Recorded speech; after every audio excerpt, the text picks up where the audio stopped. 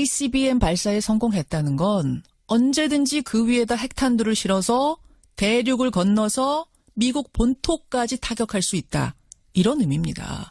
그래서 미국은요, 핵무기 자체보다도 핵무기를 실어서 쏠 수 있는 이 ICBM, 대륙간 탄도미사일을 더 우려해 왔습니다. 그런데 성공했다는 겁니다. 조금 전에 미국마저도 확인을 했습니다. 북한은 왜 하필이면 미국의 독립기념일 7월 4일에 쐈을까요? 또 문재인 대통령이 미국까지 가서 우리는 북한 공격할 의도가 없다. 북한 정권 교체 원치 않는다. 평화적으로 통일이 이루어지길 바란다라고 메시지를 전한 이 상황에서 왜 쐈을까요? 정세현 전 통일부 장관의 해석 듣겠습니다. 정세현 장관님 안녕하세요. 예, 안녕하세요. 탄도미사일이 맞느냐, 대륙간 탄도미사일이 맞느냐 아니냐 얘기가 계속 있었는데 결국 미국도 확인을 했네요. 예. 예. 지금 뭐 미국 본토까지는 도달하지 않겠지만은 예. 알래스카나 하와이까지는 갈 수 있는 정도의 사거리가 나온 것 같습니다. 그렇죠. 그러니까 예. 미국이 지금 가만히 있지 않을 겁니다. 미국 본토까지 가려면 사실은 10,000km 이상을 날아야 되는데 이번 건은 10,000km까지는 아니에요. 예. 그렇지만 10,000km까지 확보하는 건 이제 시간 문제인 거죠. 그렇죠. 지금 그동안에 북한이 ICBM 이전에 IRBM이라고 그 중거리 탄도미사일인데 예. 그거를 성공하는 걸 보면서 미국에서는 이미 미국에는 우리 군사 전문가들은 ICBM이 곧 나올 거다 하는 걸 얘기를 했었죠. 근데 그 기술 발전 속도로 보면은 10,000km까지 능히 뭐 금년 내에도 나올 수 있지 않겠나 하는 생각입니다. 자, 미국이 큰일 났어요. 네. 큰일 났다고 지금 말씀하셨어요? 네. 큰일 났다는 말씀 같은 거는 정세현 장관이 잘 안 하시는 분인데 큰일 났다고 보시는 건 왜입니까? 미국이 가만 안 있을 거기 때문에 그런 거죠. 미국이 가만 안 있으면 우리가 뭐 아무것도 못 합니다. 그게 무슨 문재인 대통령도 지금 한미 정상회담 끝나고 뭐 잘해보려고 여러 가지 준비를 했고 특히 G20 정상회의에 참석하러 가는 길에 베를린에서 2000년 김대중 대통령이 보냈던 베를린 성명 같은 멋진 얘기를 좀 하려고 준비를 하는 것 같은데 이게 다 어렵게 됐죠. 다 지금 수포로 돌아간 상황. 미국이 가만히 있지 않을 거다라고 말씀하셨어요. 사실은 지금까지도 계속 뭐 선제 타격론이니 뭐니 외과적 수술론이니 얘기했습니다만 말뿐이었는데 이제는 이거를 실현시킬 수도 있다. 현실화될 수도 있다고 보세요. 아니 뭐 군사적으로 조치를 취한다는 뜻은 아닙니다. 아까 그 큰일 났다는 말이 그런 뜻은 아니고 이게 유엔 제재를 이제 선도하고 또 그다음에 우리가 그동안에 뭐 체육회담도 해보자 이산가족 상봉도 해보자 하는 얘기를 하지 않았습니까? 그랬었죠. 이런 거 다 좀 잠깐 기다려라.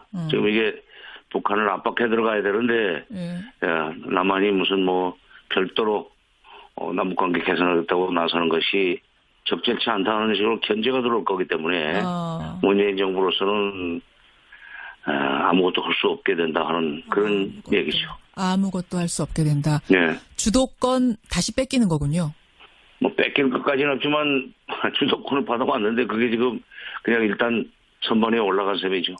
그게 뺏긴 거죠, 뭐. 우리가 손에 쥐었던 것을 내놓아야 되는 상황을 북한이 만들어버렸습니다. 그렇죠. 그렇죠. 미국이 아까 선제 타격까지 가지는 않을 것이다 말씀하셨는데 어떤 대응을 할 거라고 보십니까? 뭐, 대북 제재하고 경제 제재 하지 않겠어요? 더 할 게 있습니까? 네. 세컨다리 보이콧을 이제 추진할 겁니다. 이미 그 단동에 있는 중국은행, 북한과 거래를 많이 하는 단동은행에 대해서 제재를 시작하지 않았어요?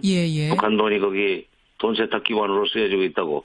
옛날에 그 2005년 9.19 공동성명 직후에 바로 그 다음 날 2005년 9월 20일이죠. 마카오에 있는 은행에 북한 돈이 저금되어 있는데 그 돈 빼주면은 BDA는 미국과 거래 못한다는 제재를 했었거든요. 그거 같은 것을 지금 29일 날 했나요? 6월. 한미 정상회담 하기 직전에. 뭐 그런 거를 이제 좀 더 강화시키겠죠. 그렇게 되면 이제 미중 관계가 복잡해집니다. 그렇게 되는 거군요. 미중 관계가 복잡해져요. 미중 관계가 복잡해지고 예. 이렇게 되면은 뭐 남북 관계를 좀 숨통을 트여가지고 중국과 협조해서 무슨 한반도 상황 안정적으로 관리해보겠다고는 문재인 새 정부의 한반도 정책이라고 할까 대북 정책이 예. 한 걸음도 나갈 수 없는 그런 상황이 되죠. 한 걸음도 나갈 수 없는 아무것도 못하는 상황. 무슨 저 동계올림픽 동시 참가 이런 거 한 팀으로 참가하고 이런 거 제안했던 건 뭐 지금은 이제 얘기도 안 되는 상황이 됐네요. 아 그렇죠. 근데 이제 뭐 내년 2월인데 예. 단일 팀 만드는 것은 시간이 없지만은 동시 입장 무슨 동시 공동원 같은 것은 못할 것도 없죠. 그러나 이제 북한 선수들의 올림픽 출전권 자체가 그 능력 면에서 기술 면에서 예. 출전권 자체가 이렇게 보장이 안 되기 때문에 그건 어떻게 될지 모르겠는데 알겠습니다. 어쨌건 그 좀 쉽지가 않을 것 같습니다. 그것도. 제일 궁금한 거 그러면 도대체 왜 지금인가? 왜 미국의 독립기념일 조금 앞두고 결국 오늘 독립기념일이 됐죠. 7월 4일 조금 앞두고 쏘고 우리 대통령이 가서 화해 무드 만들어 놓고 겨우 좀 미국의 강경론자들 설득하고 돌아온 이 시점에 쏜 것인가? 왜입니까?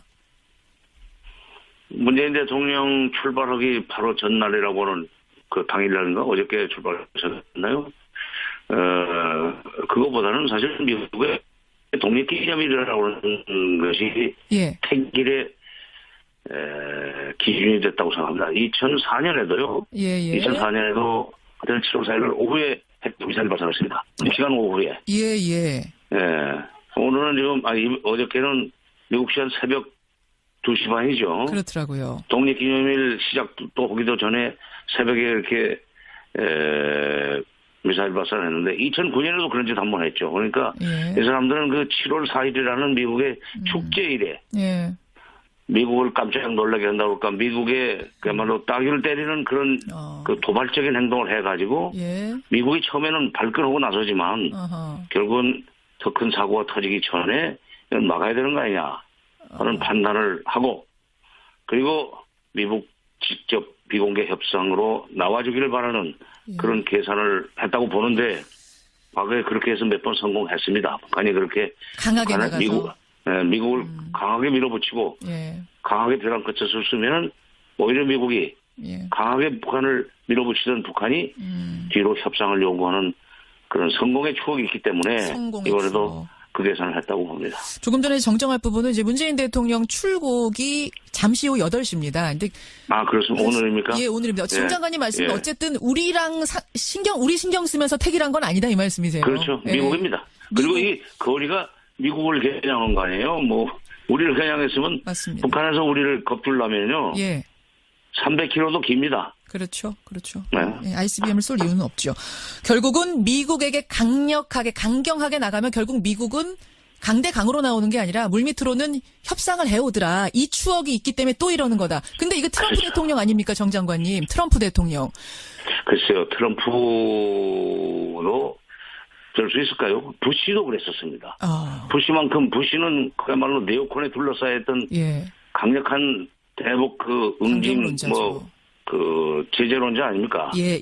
그런 부시마저도 북한이 미사일 발사하고 핵실험하고 나니까 바로 11월 달에 처음에는 뭐 가만 안 둘 것처럼 고함지로 뭐 난리 났었죠. 제재 한다고 그러고. 그러나 11월 달에 미국 협상 시작해버렸습니다. 자, 이제 우리의 대응 방식을 생각해야 될 텐데. 이미 주도권은 지금 내줬다 말씀하셨지만 그래도 우리가 할 수 있는 건 해야 되지 않겠습니까? 뭘 할 수 있을까요?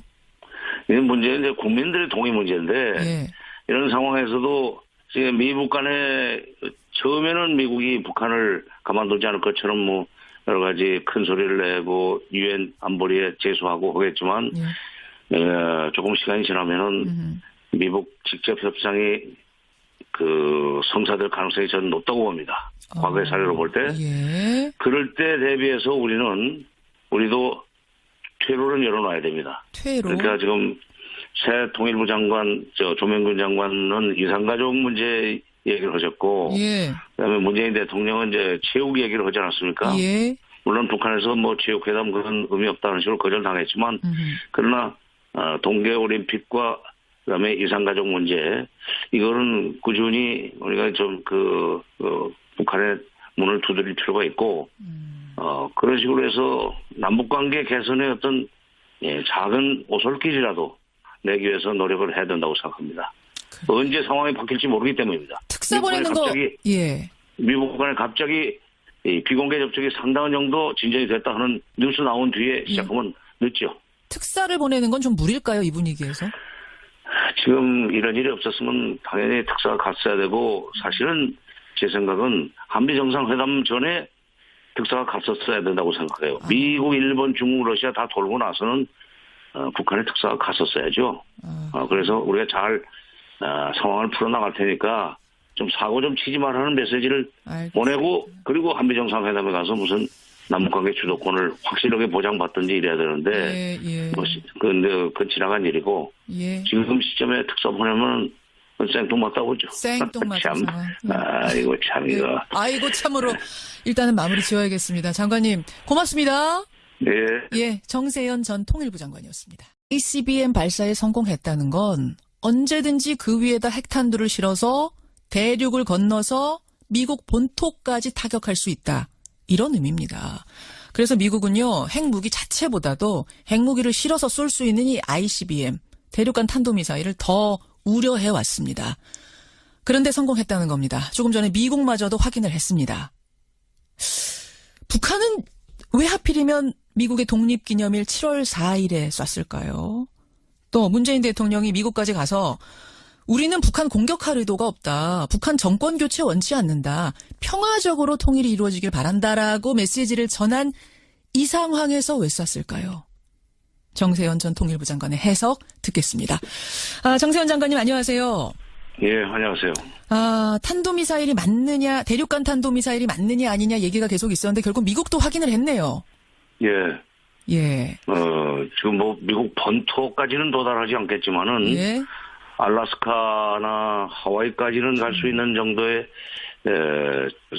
사거리가 나온 것 같습니다. 그렇죠. 그러니까, 미국이 지금, 가만히 있지 않을 겁니다. 미국 본토까지 가려면 사실은 10,000km 이상을 날아야 되는데, 이번 건은 10,000km까지는 아니에요. 그렇지만 10,000km까지 확보하는 건 이제 시간 문제인 거죠? 그렇죠. 지금 그동안에 북한이 ICBM 이전에 IRBM이라고 그 중거리 탄도미사일인데, 그거를 성공하는 걸 보면서 미국에서는 이미, 미국에 있는 우리 군사 전문가들은 ICBM이 곧 나올 거다 하는 걸 얘기를 했었죠. 근데 그 기술 발전 속도로 보면은, 10,000km 라고 말씀하셨어요. 사실은 지금까지도 계속 선제 타격론이니 뭐니 외과적 수술론이니 얘기했습니다만 말뿐이었는데, 이제는 이거를 실현시킬 수도 있다, 현실화될 수도 있다고 보세요?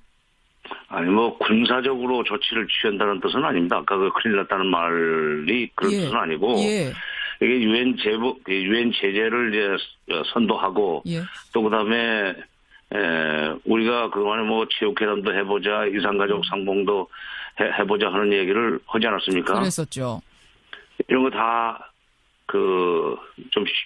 잠깐 기다려라. 지금 이게 북한을 압박해 들어가야 되는데, 남한이 무슨 별도로, 남북관계 개선하겠다고 나서는 것이 적절치 않다는 식으로 견제가 들어올 거기 때문에, 문재인 정부로서는, 아무것도 할 수 없게 된다 하는, 그것까지 능히, 금년 내에도 나올 수 있지 않겠나 하는 생각입니다. 자, 미국이. 큰일 났어요.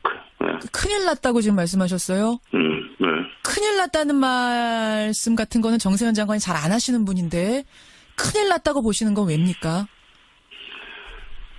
미국이 가만 안 있을 거기 때문에 그런 거죠. 미국이 가만 안 있으면 우리가 아무것도 못 합니다.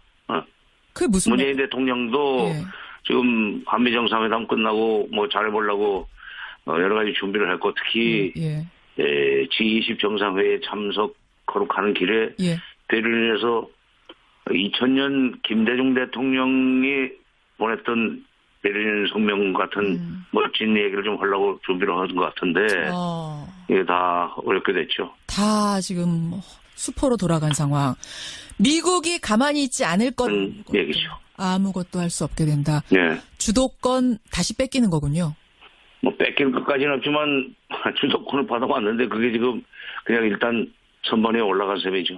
그게 뺏긴 거죠, 뭐. 우리가 손에 쥐었던 것을 내놓아야 되는 아니, 상황을 근데 뭐, 북한이 만들어버렸습니다. 예. 그렇죠. 그렇죠. 미국이 아까 선제 타격까지 가지는 않을 것이다 말씀하셨는데 어떤 대응을 할 거라고 보십니까? 뭐, 대북 제재하고 경제 제재 하지 않겠어요? 더 할 게 있습니까? 예. 세컨다리 보이콧을 이제 추진할 겁니다. 이미 그 단동에 있는 중국은행, 북한과 거래를 많이 하는 단동은행에 대해서 제재를 시작하지 않았어요? 예. 북한 돈이 거기 돈 세탁 기관으로 쓰여지고 있다고. 옛날에 그 2005년 9.19 공동성명 직후에 바로 그 다음 날 2005년